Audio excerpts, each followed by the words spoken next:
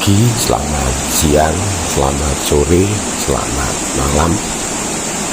Kapanpun sahabat semesta terakses dengan video ini, biarlah kedamaian, kebahagiaan, kesukacitaan, kelimpahan, kegembiraan selalu ada membersamai sahabat semesta dimanapun sahabat berada. Terima kasih untuk para subscriber yang tetap setia, terhubung, terakses dengan channel Perjalanan Semesta. Terima kasih atas komentar, support atau dukungan.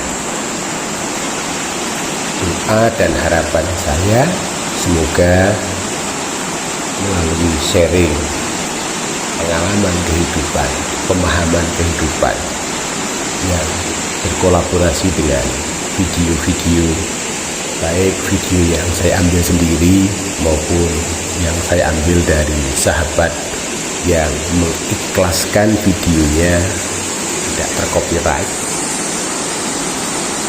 sehingga menjadi ruang untuk berbagi. Biarlah semua yang baik, semua yang indah tetap dan terus membersamai sahabat semua. Sahabat semesta, di video kali ini dengan latar air sungai atau sungai dengan air yang mengalir deras dengan kejernihan, Perjalanan Semesta tidak berbagi tentang keberhati-hatian, hati-hati dengan pendangkalan. Karena apa?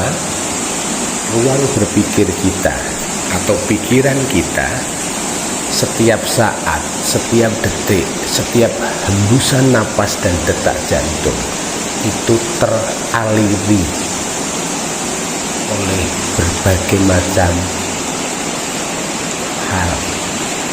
Ada hal yang baik, ada hal yang kurang baik, ada hal yang tidak baik. Dan ketika semua masuk ke ruang pikiran, bisa menjadi sampah. Derasnya informasi, derasnya kabar itu seperti derasnya air sungai yang mengalir di video ini. Dan ketika masuk ke dalam pikiran, itu seperti sungai yang mengisi, memenuhi waduk atau bendungan. Semakin lama, semakin penuh dengan sampah, dan di situ kemudian terjadi pendangkalan atau sedimentasi. Entah itu dalam wujud sampah, entah itu dalam wujud lumpur, karena ketika bendungan di atasnya bukit dan pegunungan digunduli, ketika hujan akan membawa atau air akan membawa lumpur, tanah, humus yang sebenarnya sangat subur dan lama-kelamaan akan memenuhi waduk atau bendungan dan terjadilah pendangkalan. Nah, sahabat semesta, hal yang sama terjadi pada pikiran manusia. Saben hari, saben detik, saben saat, banyak informasi yang masuk, entah melalui pendengaran, melalui penglihatan, atau rasa. Semuanya tanpa bisa dikendalikan masuk ke ruang berpikir, ke benak atau kepikiran. Dan ketika tidak bisa dipilah dan dipilih, maka pikiran manusia akan dipenuhi dengan aneka macam informasi yang bisa jadi suatu waktu akan memenuhi dan menjadikan dangkal. Seperti bendungan atau waduk yang dangkal, tidak bisa memuat atau menampung banyak air. Ada hujan sebentar saja meluap, banjir. Pun demikian dengan pikiran manusia. Ketika tidak ada upaya pembersihan, pengurasan secara periodik, maka ruang pikiran manusia akan dipenuhi data, informasi, pengalaman, juga pengetahuan. Dan ketika itu semakin banyak, maka pikiran pun menjadi dangkal. Orang atau manusia menjadi enggan berpikir dalam, enggan berpikir jauh, enggan menimbang-nimbang, maunya cepat dan beres.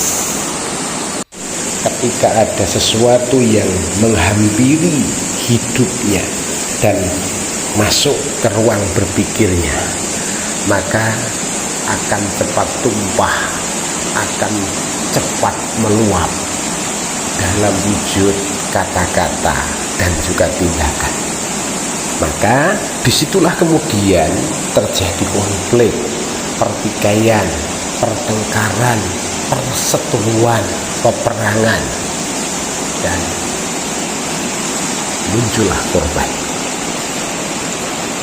Itu sama dengan jagat gede atau alam semesta. Ketika manusia gagal mengelola harmoni semesta, mengelola lingkungan, gagal melakukan reboisasi, gagal melakukan penanaman kembali, sehingga gunung-gunung, bukit-bukit gundul, hujan deras, banjir, maka kemudian waduknya juga sudah tidak kuat menampung, terjadilah bencana. Luapan air yang tak terkendali merusak apapun yang ada di sekitarnya atau yang dilewati. Maka sekali lagi hati-hati dengan pendangkalan.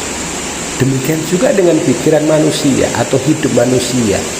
Ketika hidupnya dalam ruang pikirnya itu penuh dengan data, informasi, dan tidak dilakukan seleksi, tidak pernah dilakukan pembuangan dengan cara meditasi, healing, semedi atau bertapa atau bersekutu atau bersaat teduh, maka yang terjadi adalah pikirannya penuh dan cara berpikirnya dangkal. Semua menghinggapi manusia pada zaman sekarang tidak pandang bulu, entah dia kaum awam, politikus, apalagi kaum agamawan, semuanya punya potensi terjadi pendangkalan. Nah, sahabat semesta, konsekuensi dari pendangkalan adalah kerusakan. Karena ketika terjadi luapan, maka akan menghantam apapun. Demikian juga dengan manusia.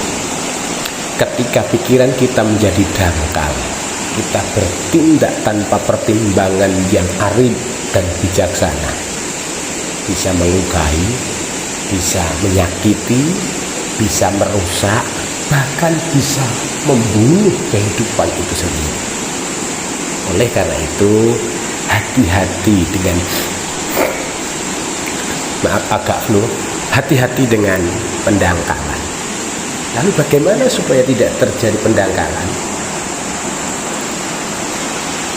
Ya, gampang. Lakukan pembersihan berkala dengan cara berdoa, mungkin dengan dalam konsep agama, dalam konsep spiritual, lakukan meditasi atau healing. Dalam konsep agama Kristen itu ada lakukan saat teduh, apapun bentuknya, itu adalah upaya pembersihan, upaya memilah dan memilih supaya bendungan pikiran kita itu tidak penuh dengan sampah. Memang butuh latihan, butuh waktu, butuh proses, dan tidak setiap orang mau. Ingat, tidak setiap orang mau. Kalau mampu pasti bisa, pasti mampu, tetapi tidak setiap orang mau. Karena apa? Hidupnya sudah terkecoh oleh fatamorgana, ambisi, keinginan, bahkan kepuasan. Nah, sahabat semesta, mari melalui video ini semoga bisa menjadi pemantik penyadaran, supaya kita yang pertama menyadari bahwa pikiran kita itu selalu penuh dengan sampah, dengan aneka informasi dan data yang tidak selamanya dibutuhkan. Maka lakukan pembersihan. Yang kedua, lakukan upaya-upaya preventif. Kalau dalam jagat gede di alam semesta bumi ini, supaya bendungan atau waduk tidak terjadi pendangkalan, ada upaya reboisasi, menanam pohon di lahan-lahan terbuka, menanam pohon di bukit-bukit, gunung-gunung yang gundul, sehingga terjadi ada tumbuhan, ada tanaman, ada produksi oksigen yang melimpah. Maka pikiran kita juga lakukan pemikiran-pemikiran yang positif. Tanamlah energi positif, tebarkan energi positif. Senyumlah pada apapun yang sahabat jumpai, dengan semua yang sahabat jumpai, dengan semua ciptaan. Senyumilah apapun yang Anda jumpai. Berlatihlah olah napas, menyadari nafas, sadar akan nafas. Kalau perlu, lakukan pernapasan panjang dengan sadar, karena banyak di antara kita yang tidak sadar bahwa dia bernapas. Karena ketika sadar tentang napas, manusia terhubung dengan ruh sang ilahi. Karena pada dasarnya nafas itu dari kata nafsi atau ruh. Itu cara yang bisa dilakukan untuk menjadikan pendangkalan tidak terjadi, sehingga setiap kita mampu berpikir mendalam, berpikir jernih, bertindak baik, bertindak jernih. Karena hanya dengan itu semesta ini akan mencapai harmoni, akan kembali pada suasana Firdaus, dan itu tidak mudah. Perjalanan semesta hanya mencoba menyadarkan, itu pun bagi mereka, bagi yang terakses, terhubung. Terima kasih telah menonton, terima kasih telah setia. Semoga bermanfaat. Jangan lupa untuk subscribe, like, komen, dan share, supaya video atau channel ini berkembang dan semakin banyak orang terjangkau.